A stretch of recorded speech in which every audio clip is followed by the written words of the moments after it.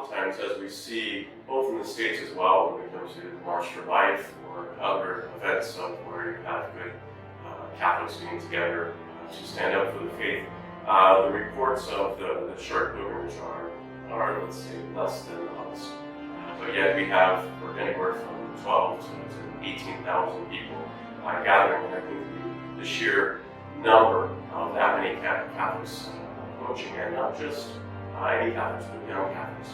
I'd say at least 70% of the pilgrimage is made up of teenagers, young adults, and I think that is an inspiration many times in bringing, for the first time, students or young people from the United States. They're simply amazed at the number of youth that are here publicly witnessing to their faith, willing to sing songs in honor of Our Lady. And I think that is part of the greatness of the Pilgrimage to Church. It's what makes Chartres, in a way, form something that's lasting.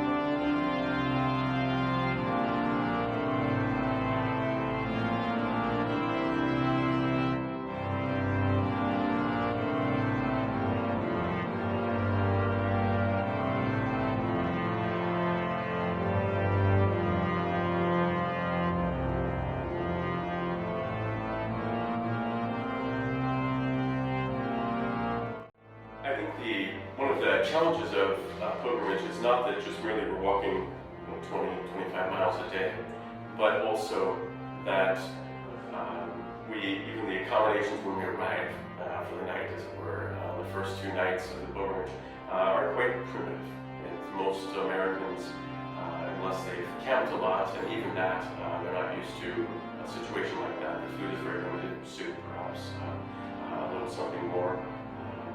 And the sleeping arrangements. More and more the pilgrimage pushes towards the large tents in which chapters share.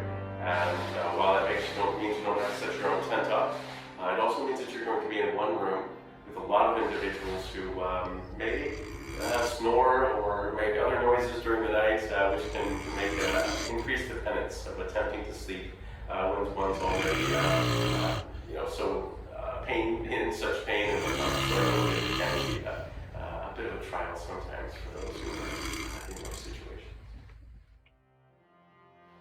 So on the second day of the pilgrimage, and really into the third day, I think, is when we see the great fields. The first day is quite challenging, that we're going up over through some forests and some small hills, which taxes the feet of the pilgrims and their knees.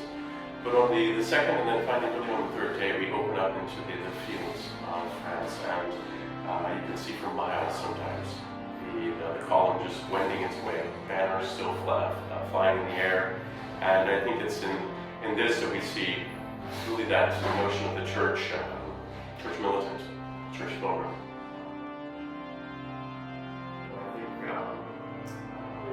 It's oftentimes that once we arrive at the cathedral, we begin to forget the 3 days of agony that we have undertaken because the journey is arrived and it's been accomplished.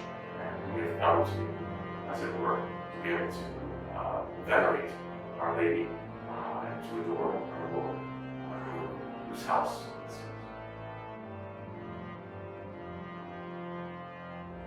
We see when we return home, it's an idea that we're not alone, that we're not isolated individuals in a small community, but we know that, in the world, there are thousands of others like us who love the faith, who desire to live for the faith, and to ultimately give our lives if necessary.